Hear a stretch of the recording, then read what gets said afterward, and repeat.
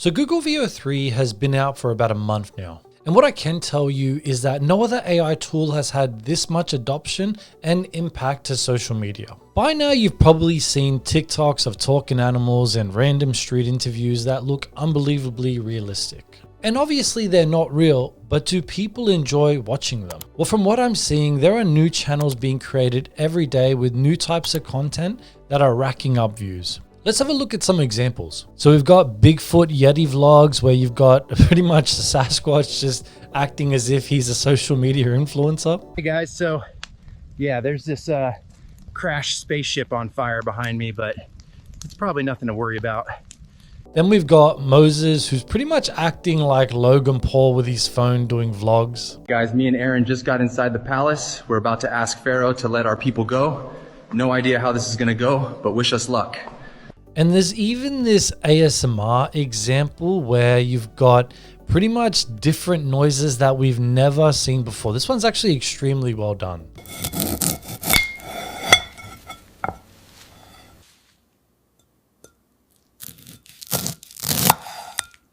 Now, making similar content to this is actually easier than you think. If anything, it's probably the easiest AI tool that I've used because the quality of the output is always high. So today I'll be showing you guys some of my best practices to help you create your own content. So when you create an account, you'll see the option here where it says new project, which opens up a new session. Before we jump in, I just wanted to redirect everyone to Flow TV. It's sort of like an explore page that shows videos being generated with Veo 3. When you click all channels, you'll be directed to the different types of generations. And there's also an option for short film, which right now there's about 3 that you can watch. So this is what you'll first see when you start your session. The 2 options available to me were text to video and frames to video. Now, if you click on the settings tab on the right, you will see a number of outputs. I had mine selected to 1 to minimize credit usage. Now for the options for models, Veo 2 and Veo 3 quality cost 100 credits. If I use those models, I'd only be able to generate 10 videos from the 1000 credits they gave me. So the option that I went with was Veo 3 Fast, which only costs 20 credits. Now I can generate up to 50 videos. So the first thing I thought I would try create is a day in the life type of video, but I did it as if I was a robot in the future. Now this is how I initially set up my prompt. So you've got text to video prompt, which is pretty much what's happening. Then you've got camera perspective and style. Then you've got the setting or the environment, and then you've got the dialogue. After generating my first shot, I clicked add to scene, which essentially starts a storyboard. And then I repeated this process for the remainder of the generations. Now the video didn't come out correct, and I'm going to explain why, but let's first watch the video. Day in the life of a robot in 2030. I wake up fully charged and still somehow tired. Got my coffee. Humans still give me looks. Apparently I took someone's job. Logged into work. Pretending to care about refund requests. Humans definitely miss having this job. Team lunch. Humans awkwardly pretend they're okay with me here. Dodging distracted humans. Pretty sure they're secretly blaming me for unemployment. Quick recharge. Humans drink juice. This is mine. Routine checkup. My sarcasm is still too high. Definitely keeping it. Mrs. Garcia, still can't hack your ex's brain chip. Netflix time. Humans cry over fake people. Fascinating. Shutting down. Same chaos tomorrow. Good night.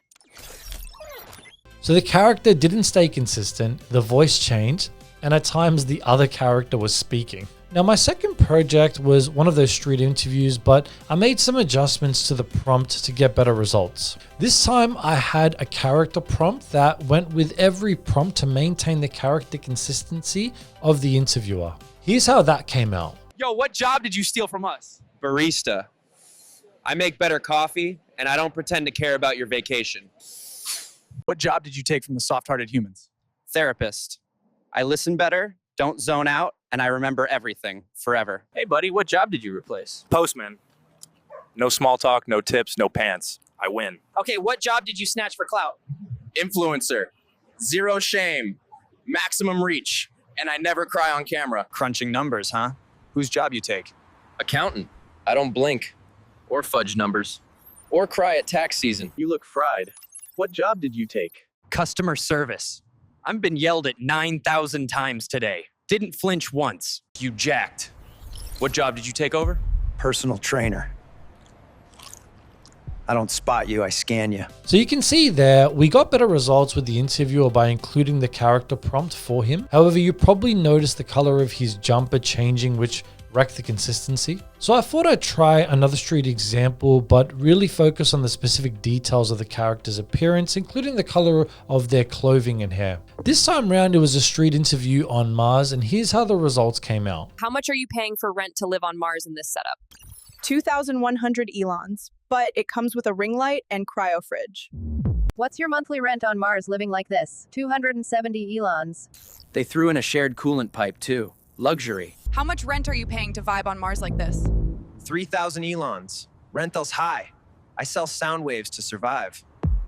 So was the consistency of the characters perfect? No, but was it better than the last two projects? Yes. I also ran into a few other issues where the wrong character was speaking. Could have been how I formatted the prompt. Before I show you guys the remainder of my generations, let me share my final thoughts and recommendations about Google Veo 3. Firstly, having the option to enter the dialogue into the prompt has made it extremely easy to generate a story with multiple characters. The storyboard feature is perfect for combining a sequence of generations to make up a scene or video. The other thing I didn't really get a chance to test out is frames to video, which breaks the scenes down even further, and it also works well for transitions. The lip sync and the expression of the characters are really good and much better than other video generators. The sound effects included are also a nice addition, saving you to have to go to 11 Labs to generate the audio.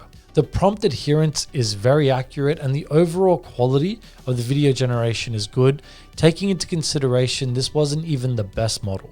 Another thing that I loved is that upscaling to 1080p costs no credits and the length of the generations go for about 8 seconds, which was kind of nice. So if I don't cancel this subscription, I will be charged $20 a month. Now, if you want to pay for Google Ultra, you'll get 12,500 credits for $250 for the first 3 months, and then it's going to go up after that. It means that you'll be able to generate 625 Flash videos. Keep in mind, I didn't even bother testing the quality models that cost 100 credits. Personally, I think using those models is not for the average person like me. It would be for large organizations that have big budgets, and the same thing goes for the Ultra plan. So I guess the main question I'm asking myself, is it worth me paying $20 a month for the amount of generations that I got? I would say yes, but I would also have to consider canceling subscriptions to other models that would now be obsolete. Anyway, guys, thank you so much for watching. I'll leave it there and I'll catch you all in the next one. Peace.